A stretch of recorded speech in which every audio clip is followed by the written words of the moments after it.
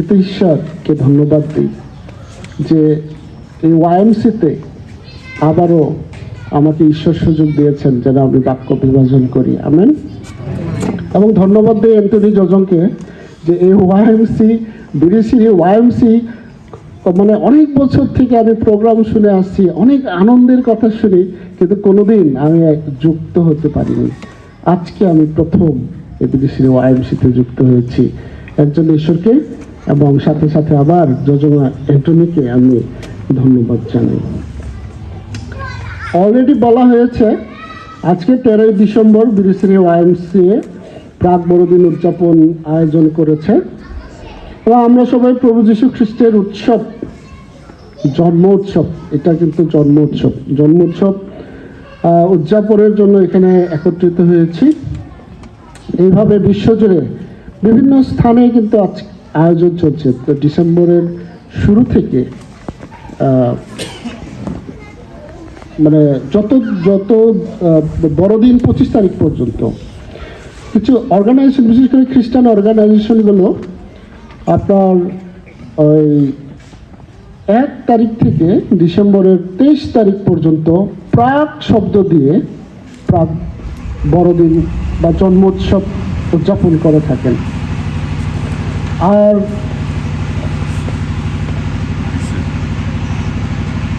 আর যদি দেখেন, যদিও জন্ম তারিখ নিয়ে অনেক বিতর্ক রয়েছে, তবে বিশ্বাসী খ্রিস্টানদের কাছে বড়দিনের গুরুত্ব ক্যালেন্ডারের সুনির্দিষ্ট তারিখ কিন্তু নয়, বরং ভবিষ্যৎবাণী পূর্ণতা এবং ঈশ্বর পৃথিবীতে আসার মুহূর্ত হিসেবে প্রভু যীশু খ্রিস্টের জন্ম উৎসব পবিত্রতার সাথে এবং গুরুত্বের সাথে উদযাপন, এটাই কিন্তু বড়দিনের মূল বিষয়।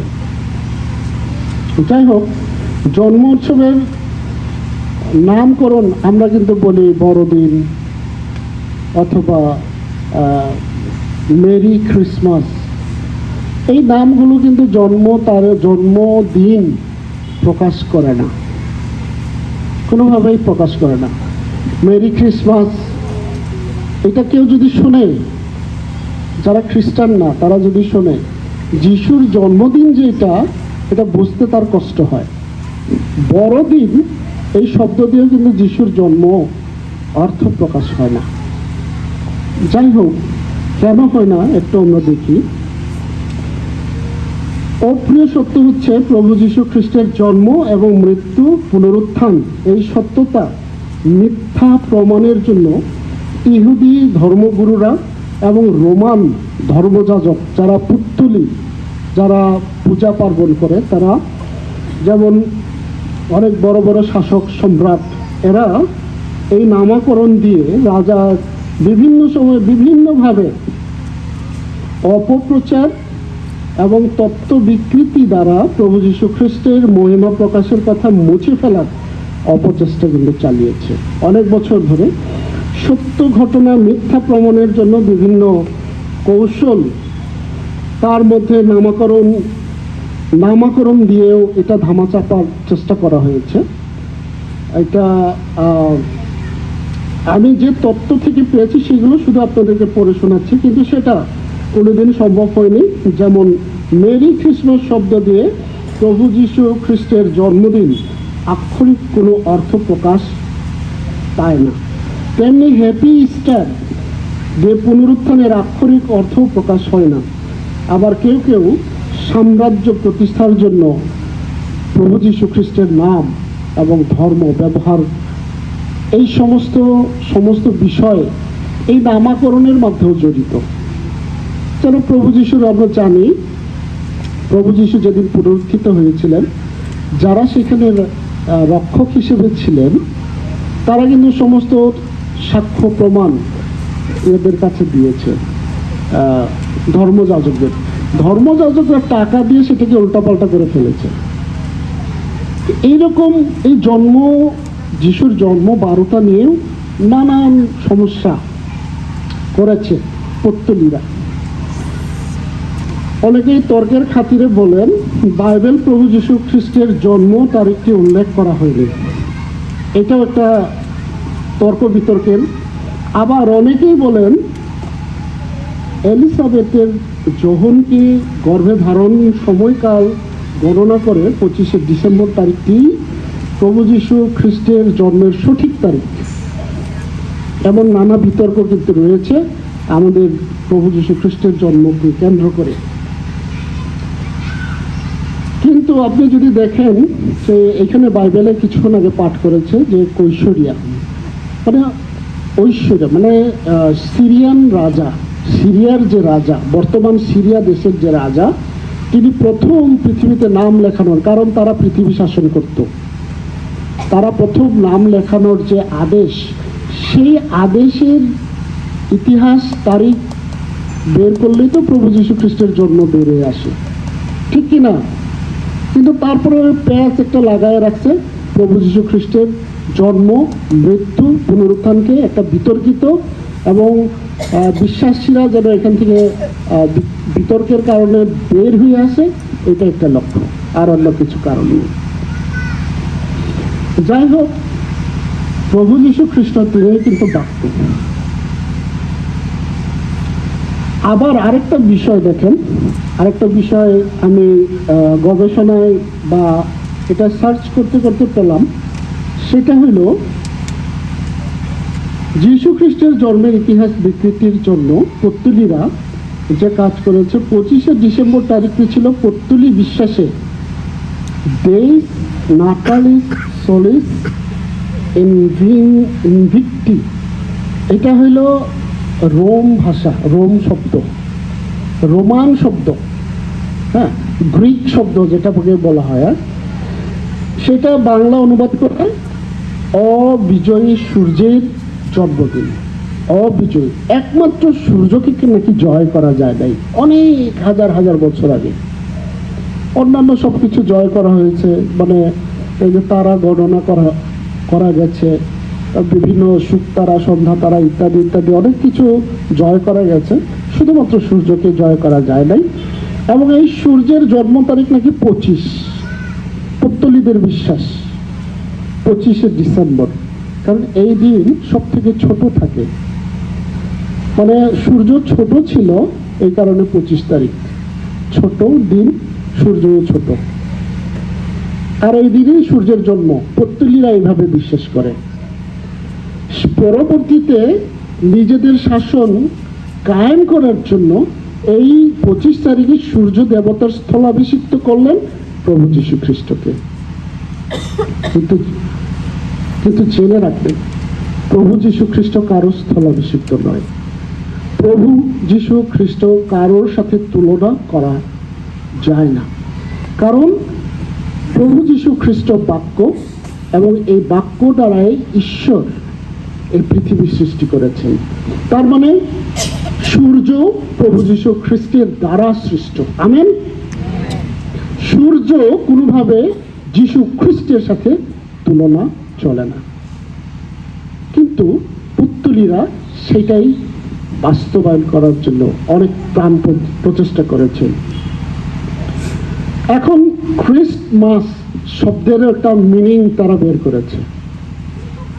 খ্রিস্টমাস শব্দটা এইভাবে তারা ব্যাখ্যা দিয়েছে যে মেরি ক্রিসমাস নামকরণ করে, যার অর্থ এরকম, ইংলিশ খ্রিস্টমাস, একত্রিত করা বা একটি ভরে বা একটি দেহ হিসেবে একত্রিতকরণ। এটা হলো খ্রিস্টমাসের বাংলা অর্থ করলে এরকম হয়। আক্ষরিক অর্থ খ্রিস্টের ম্যাস, এবং প্রভু যীশু খ্রিস্টের জন্ম উৎসব উদযাপনের জন্য একটি ধর্মীয় সেবা, একটি ম্যাস, একটি দেহকে বোঝায়। কিন্তু জন্ম কিন্তু আসে না, কিভাবে ডাইভার্ট করে নিয়ে যাচ্ছে আমাদেরকে এই শব্দগুলো দিয়ে। যাই হোক, খ্রিস্টের কাছে প্রভু যীশু খ্রিস্টের জন্ম উৎসব উদযাপনের চেয়ে গুরুত্বপূর্ণ অংশ হলো প্রভু যীশু খ্রিস্টের জন্মের পবিত্রতা, আধ্যাত্মিকতা এবং পরিত্রাণের তত্ত্বজ্ঞান। এইটাই আমাদের বিশ্বাসীদের কাছে সব থেকে গুরুত্বপূর্ণ। আমেন। আমরা যিশায়া 43 অধ্যায় 10 থেকে 13 পদ যদি পাঠ করি, এখানে লেখা আছে, সদাপ্রভু কহেন, তোমরাই আমার সাক্ষী এবং আমার মনোনীত দাস, যেন তোমরা জানিতে ও আমাকে বিশ্বাস করিতে পারো এবং বুঝিতে পারো যে আমিই তিনি। আমার পূর্বে কোনো ঈশ্বর নির্মিত হয় নাই এবং আমার পরেও হইবে না। আমি ঈশ্বরের কিন্তু আরেক নাম, আমি। আমরা এখানে অনেকেই পালক রেফারেন্ট আমরা বুঝতে পারতেছি, এবং এখানে প্রথমেই তিনি বলছেন আমি তিনি, এই তিনি শব্দটাও কিন্তু ঈশ্বরের আরেক নাম। এখানে অনেক থিওলজিয়ান আছেন, আপনারা এটা বুঝতে পারছেন, যার কারণে আমি এগুলো বলছি। তারপর বলা হচ্ছে আমি সদাপ্রভু। ঈশ্বর বলছেন আমি ভিন্ন আর ত্রাণকর্তা নাই, আমি সংবাদ দিয়াছি, পরিত্রাণ করিয়াছি, ঘোষণা করিয়াছি, কোনো ইতর দেবতা তোমাদের মধ্যে ছিল না, অতএব তোমরাই আমার সাক্ষী। ইহা সদাপ্রভু কহেন, আর আমি ঈশ্বর। এই দিবস হইতেও আমি তিনি, এবং আমার হস্ত হইতে উদ্ধারকারী কেহ নাই। আমি কার্য করিব, কে তাহা অন্যথা করিবে। আমেন। ঈশ্বর কোনো কাজ যখন করে, মানুষের পক্ষে সেটাকে উল্টাপাল্টা করার সাধ্য কারণ নাই। প্রভু যীশু খ্রিস্ট তার মৃত্যু পুনরুত্থান বিতর্কিত করার মানুষ অনেক চেষ্টা করেছে, কিন্তু দেখেন প্রভু যীশু খ্রিস্ট এই পুনরুত্থানের মধ্যেই আমরা দাঁড়িয়ে আছি। আমেন।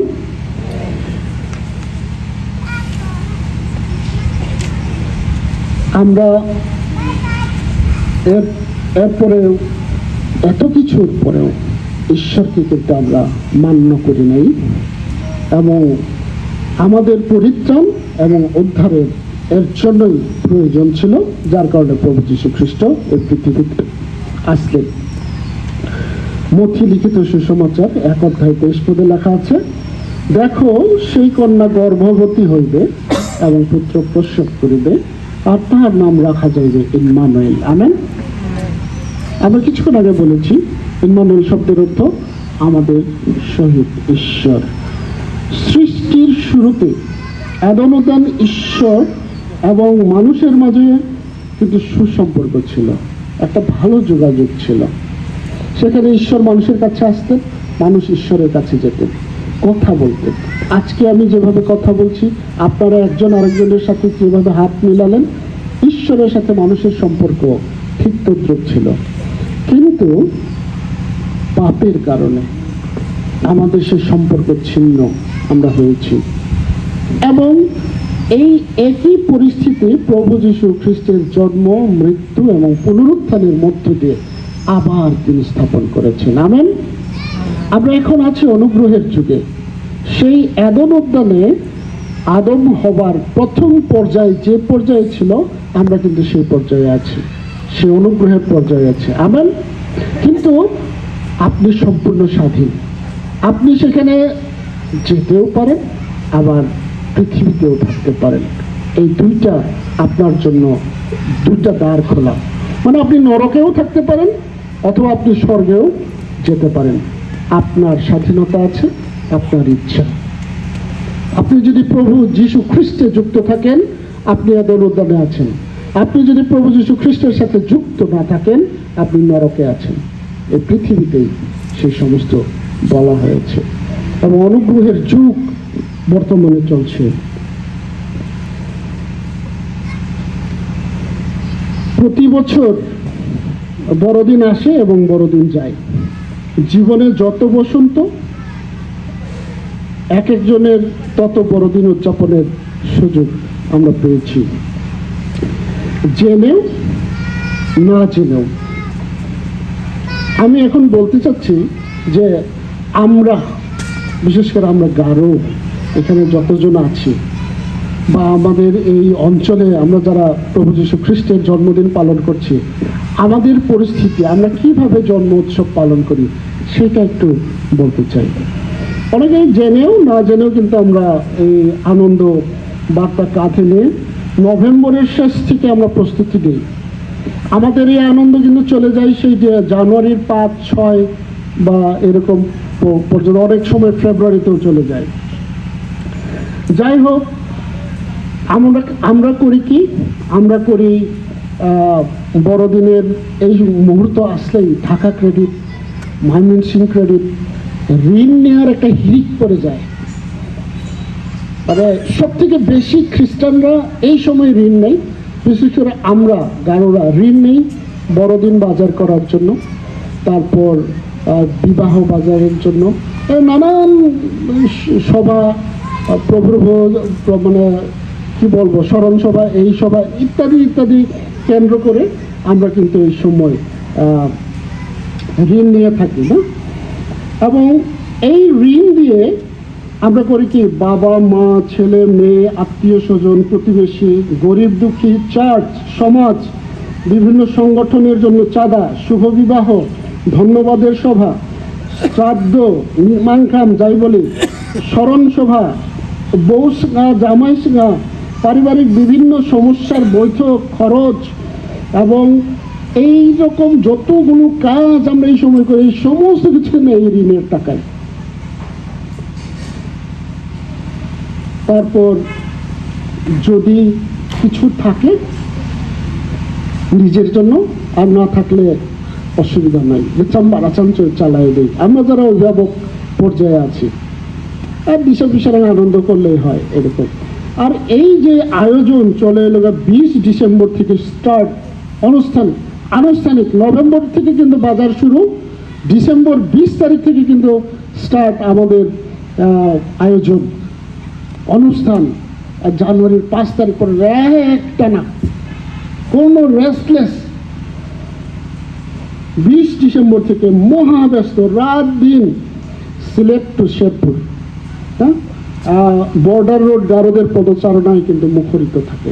একেবারে না এক সেকেন্ডের জন্য গারো চেহারা দেখবা না এরকম নয়, তার বর্ডার রাস্তায় দাঁড়ালে এটা বোঝা যায়। আমরা বর্ডারের রাস্তার মানুষ তো আমরা দেখি। তারপরে হয় কি, রাস্তার হোন্ডা আর হোন্ডা, কোনো হোন্ডায় 3 জন, কোনোটায় 5 জন, কারো কোলে ওয়াক, আবার গাঘা থরা ব্যাগ, কারো ওয়াক জাফা, কারো কাছে হুথেপা নিয়ে যাবা, আর প্রচণ্ড গতিতে পশ্চিম দিক থেকে পূর্ব, পূর্ব দিক থেকে পশ্চিম, দক্ষিণ থেকে উত্তর, উত্তর থেকে দক্ষিণ। মানে আমরা কিভাবে বড়দিন পালন করি সেটার একটু বর্ণনা দিচ্ছি আর কি। তারপরে হয় কি, যারা ঢাকা ময়মনসিংহ থাকে একদম গাড়ি যত বড় বড় সুন্দর সুন্দর গাড়ি রিজার্ভ করে একেবারে দিশা ফিসা মা বাবা চাচা চাচি সবাই কিন্তু চলে আসে। কেউ কেউ হাইস্ট গাড়ি ভাড়া দিকে, প্রাইভেট কার ভাড়া দিকে, সবাই এক নারীর টানে দিকে না, নারীর টানে সবাই কিন্তু চলে আসে।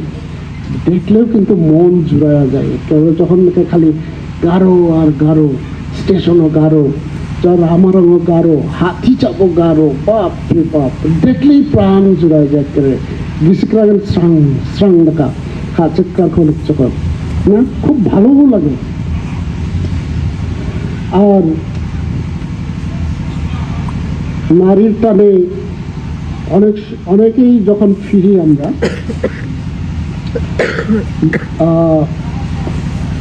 কি করি,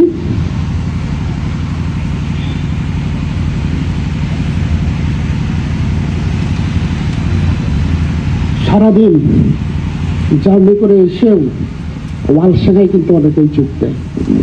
ওয়ালসেঙ্গা ছাড়া কিন্তু কেউ নেই। আর মানে আমাদের যে কোনো প্রোগ্রামে, যে কোনো অনুষ্ঠানে কিন্তু ওয়ালসেঙ্গা এটা একেবারে কমন, ওয়ালসেং নন। ওয়ালসেঙ্গা শুরু হয়ে যায়, ওয়ালসেঙ্গা ছাড়া কোনো অনুষ্ঠান হয় না। সকালে যে কোনো বাড়ির, ছোট দিন বাড়ি, বড়দিন বাড়ি, বিয়া বাড়ি, ভোজ বাড়ি, যে কোনো বাড়িতে ওয়ালসেঙ্গা যে কলকমা প্রার্থনা সভা দেয়, মান্ডি গ্রাং 2-1 জন, পামু পাস্টার, তারপরে কিছু প্রয়োজনীয় মানুষ ছাড়া, আর বিয়াদের জামাই বউ ছাড়া আর অন্য কেউ ঠিকঠাক মতো গান দল বাচ্চা সঙ্গে ঠোঙা ওয়ালসেঙ্গেন না, অমুক দল বাচ্চা সঙ্গে ঠোঙা ওয়ালসেঙ্গেন না। এইটাই হলো আমাদের চিত্র, বড়দিনের চিত্র। তারপরে কোনো রকম প্রার্থনা সভা কানে পড়া চার গানের কোনো লিমিট নাই, সেই 1টা থেকে রাত 10টা পর্যন্ত কন্টিনিউ খাইতেই আছে, খাইতেই। মান্ডি ভাই বাতিন দংলাজকি বাতিন দংলাজক। ধর্মসভার কিন্তু কোনো নাম নাই, ধর্মসভায় কিন্তু কেউ যোগ দেবে না। চা নাহান অনেকজনে বলে যে চা না রেঙে মানানো পারি না, অনেকে ধর্মসভা কিন্তু গুরুত্ব নাই আমাদের। তারপরে আরো শোনা যায় যে, বিশেষ করে আমি যেটা বলতে কণ্ঠবোধ করছিলাম, কিন্তু বলতেই আবার মন চাচ্ছে কি, নারীর টানে এসে গাড়ি থেকে নেমে নারীতে পা দিয়েই অনেকেই সোজা চুনি আসর চায়, সোজা চুরগাঁও আসরে না, যখন চুরগাঁও আসরে না, এই যে স্টার্ট চুরগাঁও একদম যাওয়ার আগ পর্যন্ত। অনেক সময় দেখা যায় রামাও কাকে দেওয়া, অনেক সময় মানবানি খেরচানাও থোয়া, এরকম অনেক ইতিহাস। অনেক সময় নকচাপার এক না মানজানা নারীর টানে আইসা, এই যে চু ব্যবহার একেবারে মানে এটা কন্টিনিউ আমাদের এত বেশি ব্যবহার যে আমরা আসলে ভাষায় প্রকাশ করা যায় না। এটা হলো আমাদের বড়দিনের একটা চিত্র। তারপরে দেখা যায় অনেক আমাদের পার্শ্ববর্তী বন্ধু বান্ধব যারা আছে, মানে যারা আমাদের প্রতিবেশী ভাই বোনেরা, এরাও কিন্তু আমাদের সাথে আনন্দের সাথে যুক্ত হয়। অনেকে চুবারগা, অনেকের চুরুঙ্গা, কিন্তু আনন্দের সাথে যুক্ত হয়। এইভাবে আমরা আনন্দ চালাতে থাকি সেই 6 জানুয়ারি পর্যন্ত। 6 বা 7 তারিখে কিন্তু আর কেউ থাকে না, ছুটি শেষ, ব্যস্ততা শেষ, এখন কাজে ফেরার পালা। সবার পকেট খালি, মহাজনের কাছ থেকে ঋণ ধার কর্য করে কোনো রকম গাড়ি ভাড়া করে কাজে যোগ দেওয়া, সেই একঘেয়েমি জীবন, বছরের অক্লান্ত পরিশ্রম, মাথায় ঋণের বোঝা, পরের বছর আবার একই বিষয়, টু বি কন্টিনিউ, কোনো চেঞ্জ নেই। এই হলো আমাদের বড়দিন সিজন, ঠিক কিনা? ওকে খাবেন বোধা, সবাই ওকে খাবেন বোধা, ঠিক হোক, যাব মনে কষ্ট লাগলে একটু খাবেন বোধা। ওয়ান গেল। আচ্ছা, যাই হোক, আমাদের কিন্তু এই হলো আমাদের বড়দিন। আমরা মনে মনে আনুষ্ঠানিক ছাড়া সত্যিকার ভাবে হৃদয় দিয়ে প্রভু যীশু খ্রিস্টের জন্মের পবিত্র উৎসব, আত্মিক উপলব্ধি অথবা আত্মিক সম্পর্ক, রিপেন্ট, মন পরিবর্তন, এই দিনে কিন্তু আমরা কেউ করি না। ব্যস্ত ব্যস্ত ব্যস্ত, মহাব্যস্ত, সামাজিক কাজে ব্যস্ত ব্যস্ত ব্যস্ত, এত ব্যস্ত যিশুই নাই আমার জীবন থেকে। এই হলো আমাদের বড়দিন, অথচ আমরা প্রভু যীশু খ্রিস্টের জন্ম উৎসব পালন করছি। সবাই বলি, প্রভু যীশু খ্রিস্টের জন্ম উৎসব আমরা পালন করছি। সবাই জোরে বলি, প্রভু যীশু খ্রিস্টের জন্ম উৎসব আমরা পালন করছি। নো ক্রিসমাস, নো বড়দিন, প্রভু যীশু খ্রিস্টের জন্ম উৎসব আমরা কিন্তু পালন করছি। আর যদি আমরা দেখি কেন আজকে এই জন্ম উৎসব পালন করছি, সৃষ্টির শুরুতে যদি আপনি দেখেন, সেখানে লেখা আছে দীপ্তি উত্তম, মানে ইংলিশে এটা লেখা আছে ইট ওয়াজ গুড। আবার যদি বলা হয় রাত্রি, দিবস, আকাশ, সন্ধ্যা, স্থল, ভূমি, জলরাশি, সমুদ্র, তাহা উত্তম, বলা হচ্ছে ইট ওয়াজ গুড। তৃণ, বীজ, ঔষধি, ফল, বৃক্ষ সকলেই উত্তম, ইট ওয়াজ গুড। জ্যোতির্গণ, চিহ্ন, ঋতু, বছর, নক্ষত্র, সেই সকল উত্তম, ইংলিশে বলা হয়েছে ইট ওয়াজ গুড। আবার বলেছে জঙ্গম, প্রাণী, আকাশ, সমস্ত পক্ষীগণ, ভূমির যাবতীয় পশু, সরীসৃপ, গৃহপালিত সকলেই উত্তম, ইট ওয়াজ গুড। এবং বাক্যে এইভাবে লেখা আছে, আদি পুস্তক 1 অধ্যায় 27 থেকে 31 বলা হয়েছে, পরেশ্বর আপনার প্রতিমূর্তিতে মনুষ্যকে সৃষ্টি করিলেন, ঈশ্বরের প্রতিমূর্তিতেই তাহাকে সৃষ্টি করিলেন, পুরুষ ও স্ত্রী করিয়া তাহাদিগকে সৃষ্টি করিলেন। পরেশ্বর তাহাদিগকে আশীর্বাদ করিলেন। ঈশ্বর কহিলেন, তোমরা প্রজাবন্ত ও বহুবংশ হও এবং পৃথিবী পরিপূর্ণ ও বশীভূত করো, আর সমুদ্রের মৎস্যগণের, আকাশের পক্ষীগণের উপরে এবং ভূমিতে গমনশীল যাবতীয় জীবজন্তুর উপরে কর্তৃত্ব করো। কর্তৃত্ব করো, আপনাকে আমাকে কর্তা বানিয়ে, কর্তা করে, ক্ষমতা দিয়ে পৃথিবীতে পাঠিয়েছেন। আমেন। তারপরে লেখা আছে, ঈশ্বর আরো কহিলেন, দেখো আমি সমস্ত ভূতলে স্থিত যাবতীয় বীজ উৎপাদক, ঔষধীয় যাবতীয় সজীব ফলদায়ী বৃক্ষ তোমাদেরকে দিলাম, তা তোমাদের খাদ্য হইবে। আর যাবতীয় ভূচর পশু ও আকাশে যাবতীয় পক্ষী, পশু, ভূমি গমনশীল যাবতীয় কীট, এই সকল প্রাণীদের আহারার্থে হরিৎ ঔষধি সকল দিলাম। মানে এই পৃথিবীতে আমরা মাঝে মাঝে দেখি যাই, আর কে দেখি, বের গেল না, ডিসকভারিতে গেলে বের গেল, এই খাই সেই খাই, কেঁচো খাই, অমুক খাই সমুক খাই, এই সমস্ত কিছু আমাদের জন্য তিনি দান করলেন। কোনো কিছু সূচি বা অসুচি কোনো কিছু নাই, সমস্ত কিছু উত্তম। ঈশ্বর বলছেন সমস্ত কিছু উত্তম, এবং বলা হয়েছে পরে ঈশ্বর তাহার সৃষ্ট বস্তু সকলের প্রতি দৃষ্টিপাত করিলেন, আর দেখো সকলে অতি উত্তম, অতি শব্দ জোড়ানো হয়েছে লাস্ট, এবং বলা হয়েছে ইংলিশে যদি পড়ি, ইট ওয়াজ ভেরি গুড। সবাই বলি ইট ওয়াজ ভেরি গুড, সবাই বলি, জোরে বলি, ইট ওয়াজ ভেরি গুড। মন্দ কোনো বিষয় নাই, মানুষের মাঝেও নাই, পৃথিবীতেও নাই, মাটিতে নাই, আকাশে নাই, কোনো মন্দ বিষয় নাই, শব্দই নাই, মন্দ কোনো শব্দই নাই। আমেন। আপনাকে আমাকে কর্তৃত্ব দিয়ে পাঠিয়েছিলেন। পৃথিবী কর্তৃত্ব আদমের হাতে, আদম বর্তমানে আমরা, সাথে পবিত্রতা, ধার্মিকতা এবং অনন্ত জীবন, এই সমস্ত দিয়ে পৃথিবীতে পাঠিয়েছেন ঈশ্বর আদমকে। ছিল না কোনো কালচারের চেতনা, কোনো সংস্কৃতি চেতনা, নিয়ম নীতি, আশি নামজা, ডাক দেওয়াল, ডাক্কারকা, ছিল না চুয়ের আড্ডা, এই সমস্ত কিন্তু ছিল না। ঈশ্বর এগুলো দিয়া পাঠায় নাই। ঈশ্বর উত্তম এবং ভেরি গুড, মানে অতি উত্তম করে আমাদেরকে পাঠিয়েছেন।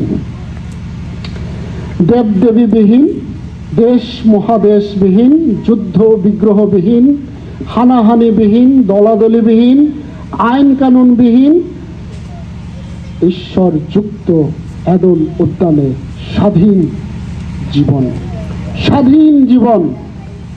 যে কারণে মানুষ কিন্তু স্বাধীন চেতা, ঈশ্বর মানুষকে স্বাধীনভাবে তৈরি করেছেন। আপনি কাউকে যদি ডমিনেট করার চেষ্টা করেন, আপনি বেশি দিন টেকবেন না। এই কারণেই টেকবেন না, কারণ ঈশ্বর নিজেই স্বাধীনতা দিয়েছেন। ঈশ্বর স্বাধীনভাবে প্রত্যেকজনকে সৃষ্টি করেছেন। স্বাধীনতা মানুষের অধিকার। আমেন। আমি সবাই বলি জোরে, স্বাধীনতা মানুষের অধিকার ঈশ্বর কর্তৃক, ঈশ্বর মানুষকে দিয়েছেন। পরাধীনতা কিন্তু মানুষকে দেয়নি, পরাধীনতা মানুষ নিজে থেকে সৃষ্টি করেছে। আমি সৃষ্টি করি, আপনি সৃষ্টি করেন। আপনি যখন বড় অফিসার, আপনি নিচের মানুষকে ডমিনেট করেন, আবার যখন নিচের মানুষ বড় হয়ে আসে, সেও ডমিনেট করা শুরু করে। এইভাবে কিন্তু আমরা পরাধীন, কিন্তু ঈশ্বর কোনোদিন কাউকে পরাধীন ভাবে সৃষ্টি করেনি। পাপ আমরা জানি, হবার লোভে, অবাধ্যতায় পাপ শুরু। শয়তান কিন্তু একদিনে হবাকে আবিষ্কার করতে পারেন যে হবার কি দুর্বলতা। অনেক গবেষণার পর হবার দুর্বল বিষয়টা আবিষ্কার করে শয়তান, এবং সেই দুর্বল জায়গা কি? লোভ। হবা উখনিয়ব মাদ্দারিয়া, উখনিয়ব মাদ্দারিয়া, উচ্চারেগাব মাদ্দারিয়া, এইটা ছিল হবার দুর্বল জায়গা। তাই বললাম মহিলাদেরকে আমি বলছি না, মহিলারাই যে লোভী এটা না, কিন্তু হবার একটা চরিত্রে একটা বৈশিষ্ট্য ছিল যে যেখানেই যায় সেখানে মাতবারি নামক। এইটা শয়তান খুব ভালো করে অবজার্ভ করছে, এবং এইখান থেকেই লোভের পাপ, পাপে মৃত্যু, বাক্যেও লেখা আছে না? বাক্যেও লেখা আছে লোভের পাপ, পাপে মৃত্যু। সেখান থেকে কিন্তু আমাদের পাপ শুরু। আর পাপ শুরুর পরে আমাদের আরো পাপ যুক্ত হতে লাগলো। সাথে যুক্ত হলো অবাধ্যতা, মানুষ হত্যা, মিথ্যা বলা, দলাদলি, বিভেদ, হিংসা, রাগ, ক্রোধ, যুদ্ধ, হানাহানি, ব্যভিচার, সব থেকে ঘৃণিত কাজ ঈশ্বরের। পরকীয়া সব থেকে ঘৃণিত ঈশ্বরের কাছে।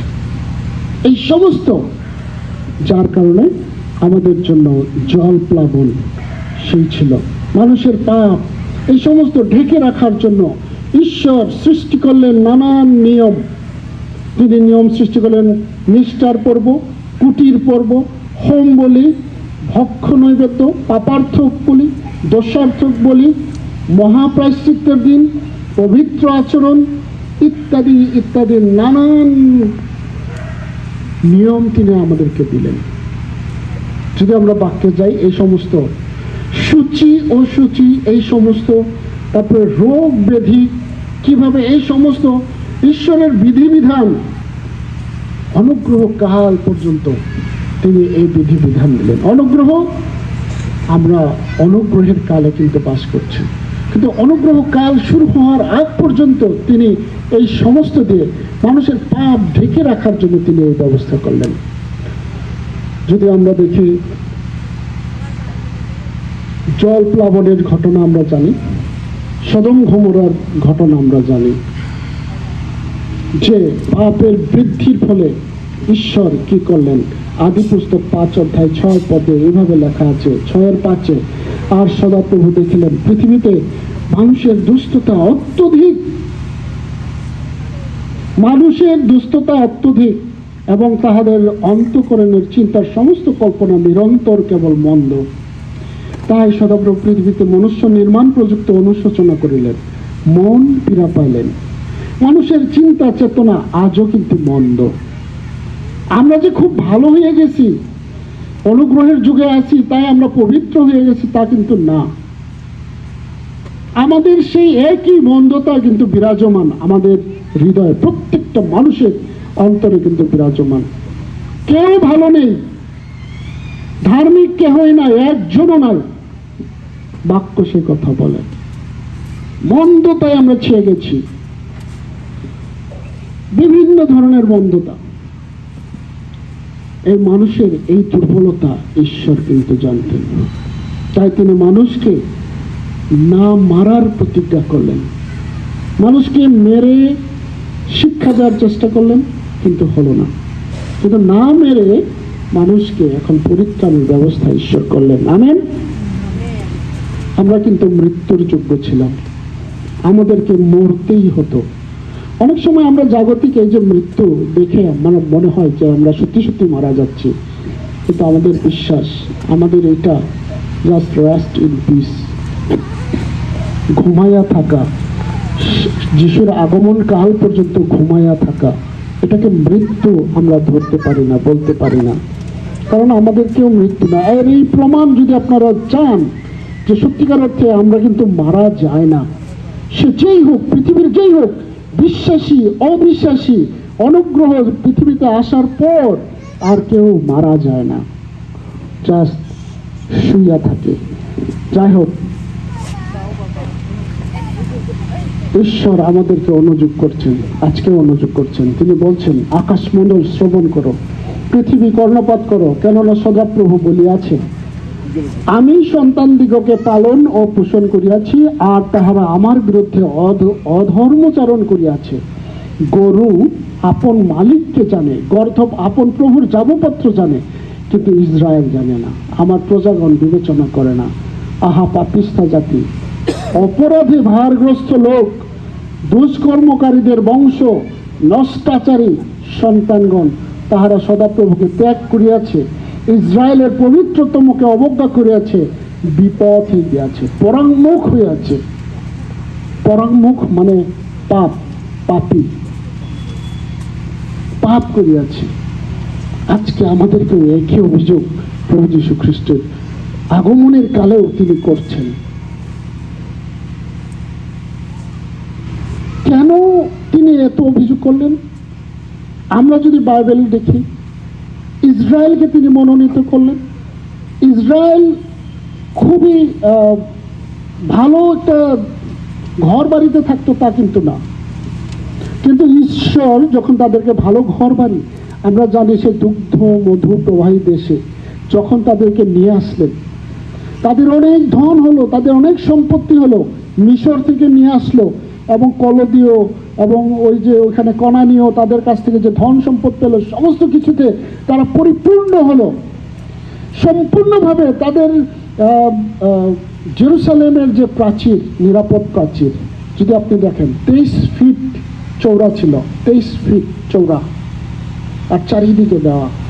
এই ওয়াল ভাঙার মতো শক্তি পৃথিবীর কোনো শক্তি ছিল না। তাদের ঈশ্বরের উপর নির্ভরতার পরিবর্তে ওয়াল, নগর প্রাচীরের উপর তাদের নির্ভরতা আসলো। তাদের ঈশ্বরের উপর নির্ভরতার ব্যতি রেখে তাদের এই টাকা পয়সা, ধন দৌলতের প্রতি তাদের আস্থা, তারা সেদিকে, তাদের হৃদয় সেদিকে চলে গেল। ঈশ্বর ত্যাগ, ঈশ্বরকে বাদ দিলেন। বর্তমানে আমরা দেখি ইসরায়েলের পরিস্থিতি। নগর কোথায়? ইসরায়েল ভুলে গিয়েছিল সে জেরিহো নগরের কথা। জেরিহো নগরের ওয়াল ভাঙার মতো শক্তি ইসরায়েলের ছিল না।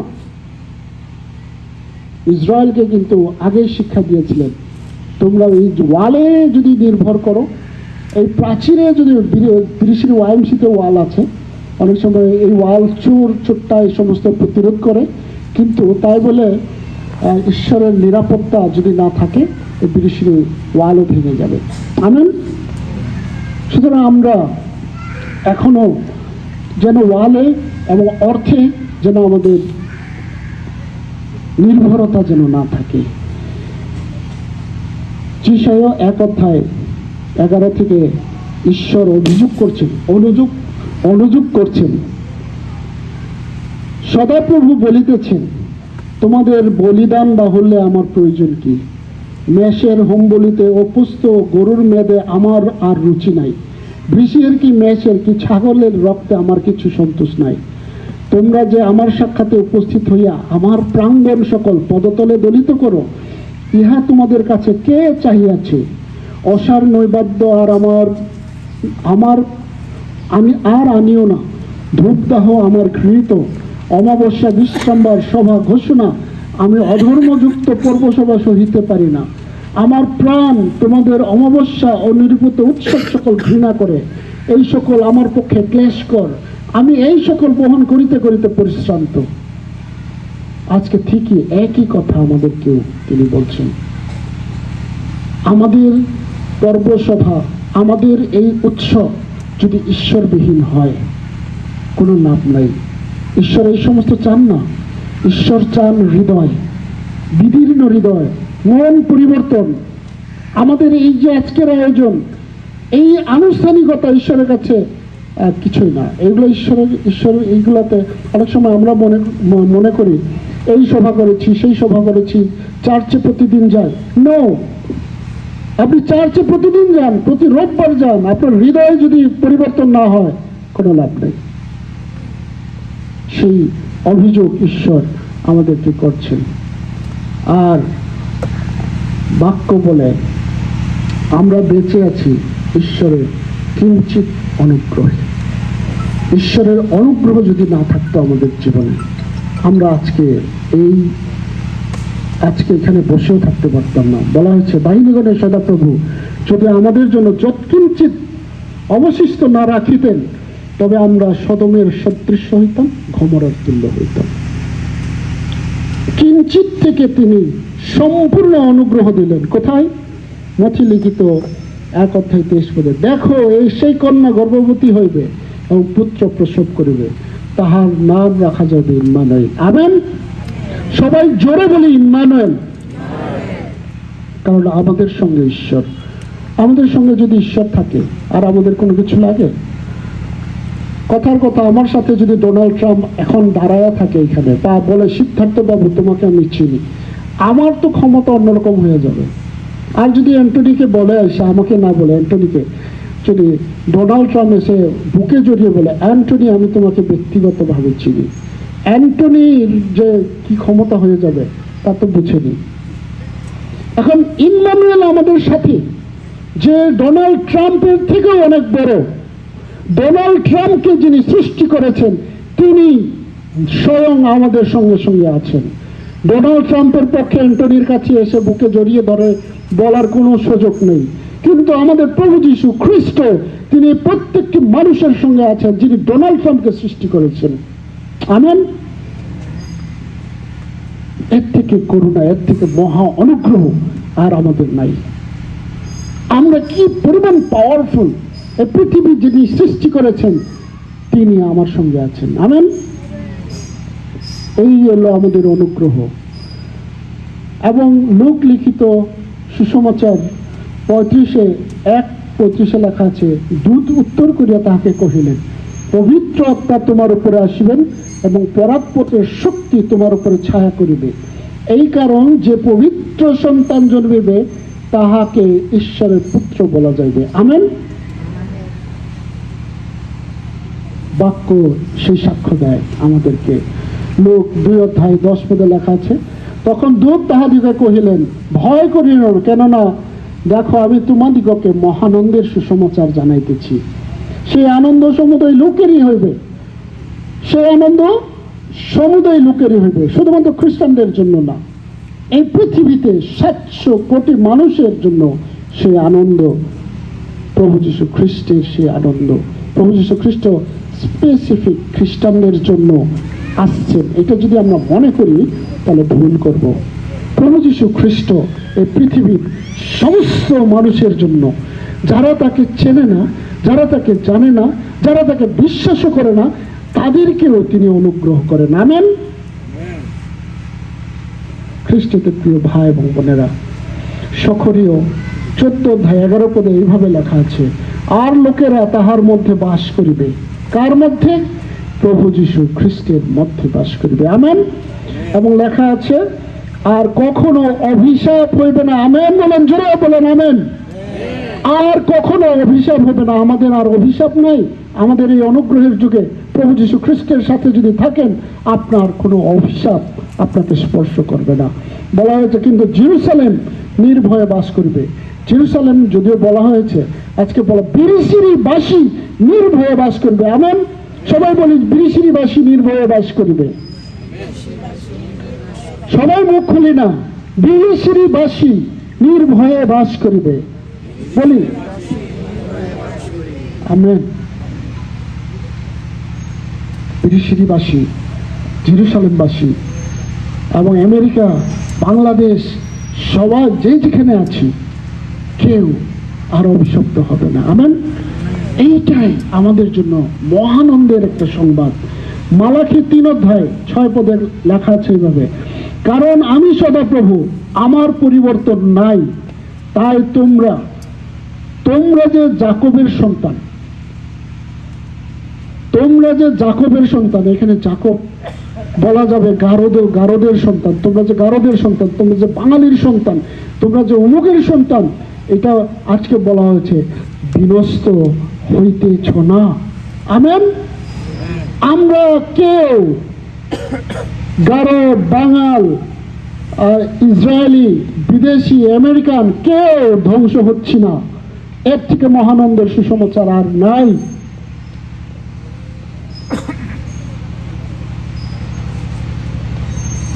মালাখি 4:2 ঠিক, কিন্তু তোমরা যে আমার নাম ভয় করিয়া থাকো, তোমাদের প্রতি ধার্মিকতার সূর্য উদিত হইবে, তাহার পক্ষপুট আরোগ্যদায়ক এবং তাহার বাহির হইয়া পালের গোবৎসের নেই নাচিবে। আমেন। কি সুন্দর কথা যে আমাদের যে রোগগ্রস্ত, আমরা যে রোগগ্রস্ত, এখানে কেউ বলতে পারবে না বুকে হাত দিয়ে যে আমার কোনো অসুস্থতা নেই, এটা কেউ বলতে পারবে না এইখানে এই মঞ্চে যারা আছেন। কিন্তু ঈশ্বর প্রভু যীশু খ্রিস্টের দ্বারা প্রতিজ্ঞা করছেন, আমাদের আর কোনো ধরনের অসুস্থ থাকবে না, আমরা আরোগ্য হব। আমেন। এটাই আমাদের জন্য মহানন্দের সুসমাচার, আমাদের জন্য কিছু আদেশ নির্দেশ তিনি দিয়েছেন।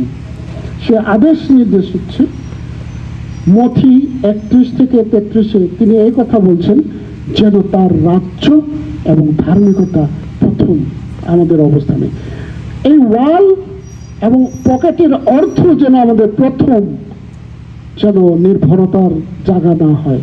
আমাদের নির্ভরতা যেন প্রথমে ঈশ্বরের হয়, প্রথমে যেন প্রভু যীশু খ্রিস্টের উপর আমাদের নির্ভরতা, সেটাই এখানে বলা হয়েছে। আগামী 25শে ডিসেম্বর, ধরে নেন 1 থেকে 30 ডিসেম্বর যীশু খ্রিস্টের জন্ম উৎসব, পবিত্র ব্যক্তির জন্ম উৎসব।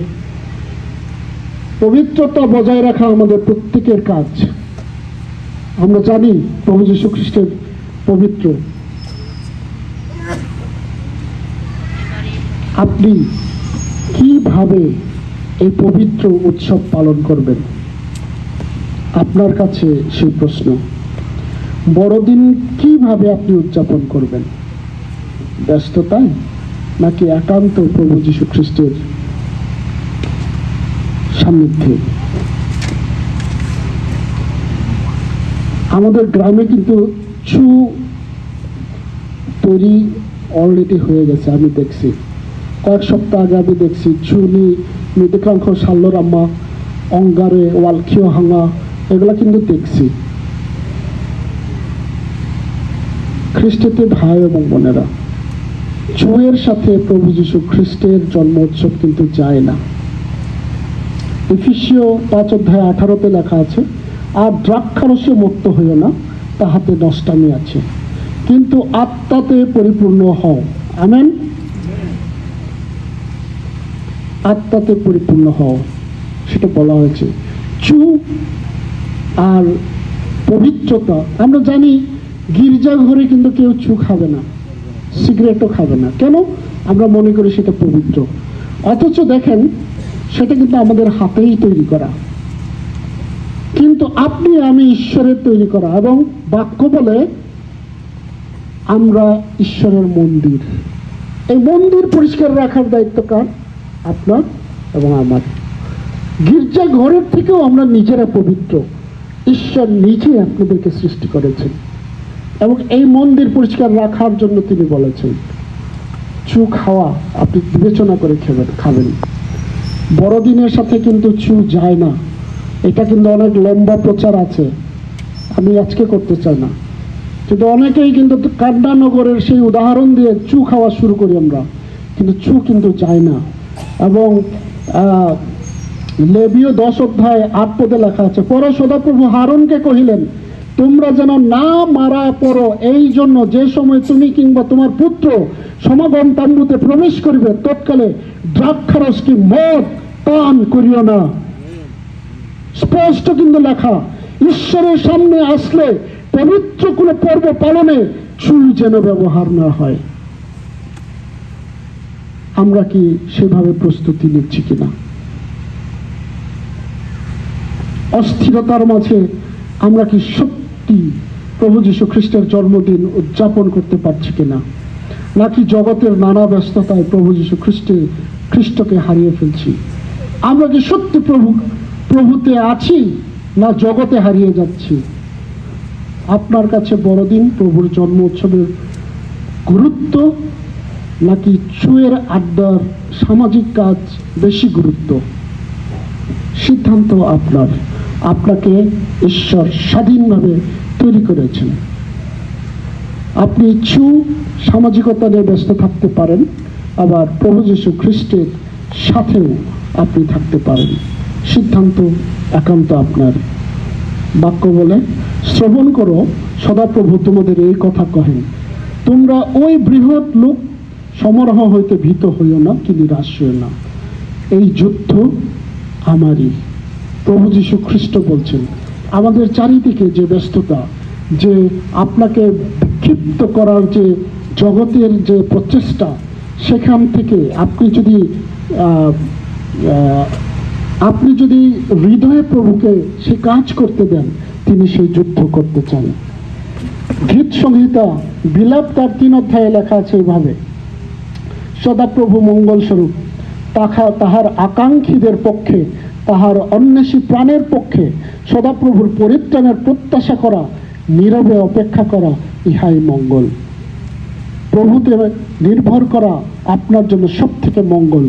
না বন্ধু, না ওয়াল, না অর্থ, কোনো কিছুতে মঙ্গল, আপনার মঙ্গল হবে না। একমাত্র প্রভু যিশুতে নির্ভর করে আপনার মঙ্গল। গীত সংহিতা 89 লেখা আছে, তাহার সন্তানেরা যদি আমার ব্যবস্থা ত্যাগ ও আমার শাসন অনুসারে না চলে, যদি আমার বিধি সকল লঙ্ঘন করে ও আমার আজ্ঞা সকল পালন না করে, তবে আমি অপরাধের জন্য দণ্ড দ্বারা তাহাদেরকে শাস্তি দিব, অধর্মের জন্য নানা প্রকার আঘাত করিব, তথাপি তাহা হইতে আমার দয়া হরণ করিব না। আমেন। কি সুন্দর কথা, কি প্রতিজ্ঞা! আমাদের জন্য তিনি যে অনুগ্রহ দয়া করেছেন, তিনি হরণ করবেন না, তিনি আমাদেরকে সেখান থেকে বঞ্চিত করবেন না, কিন্তু আমরা শাস্তি পাব। সুতরাং শাস্তির জন্য ভীত থাকেন, কারণ ঈশ্বরের শাস্তি কিন্তু খুবই ভয়ঙ্কর। খ্রিস্টীয় প্রিয় ভাই এবং বোনেরা, আসুন আমরা সকলে উঠে দাঁড়াই।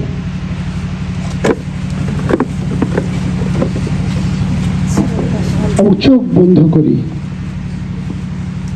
আজকে নতুন করে সিদ্ধান্ত নেওয়ার একটা সুযোগ আছে।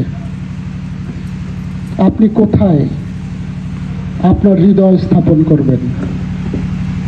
প্রভুর জন্মদিন, নাকি সামাজিক ব্যস্ততায়, নাকি ছুঁয়ের আড্ডায়? সিদ্ধান্ত নেওয়ার সুযোগ আজকে আছে। আসুন আমরা 1 মিনিট নীরব হই এবং সিদ্ধান্ত নিই।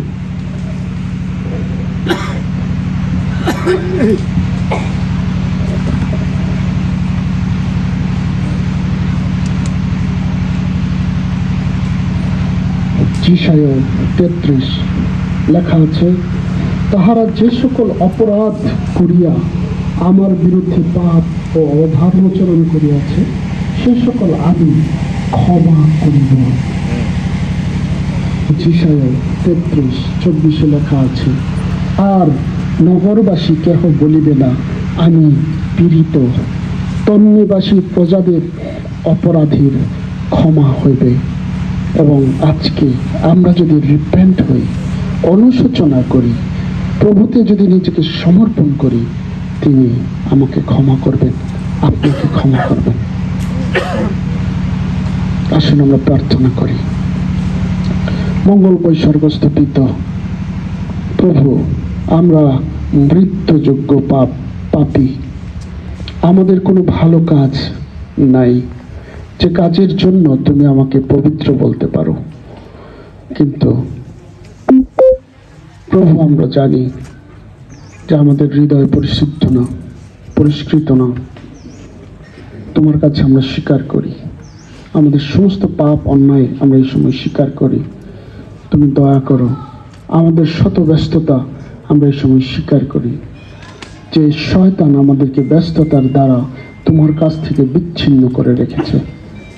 প্রভু, তুমি আমাদেরকে শক্তি দাও, সত্য জানার, সত্যে থাকার, সত্যে চলার সেই মুহূর্ত তুমি দাও, সেই শক্তি তুমি দাও। যেভাবে তোমাকে আমরা ধরে রাখতে পারি, সেইভাবে তুমি আমাদেরকে পরিচালনা দান করো। সঙ্গে থাকো। এই প্রার্থনা আমাদের ত্রাণকর্তা প্রিয় যীশু খ্রিস্টের নামে চাই। আমিন। সবাই বসবেন।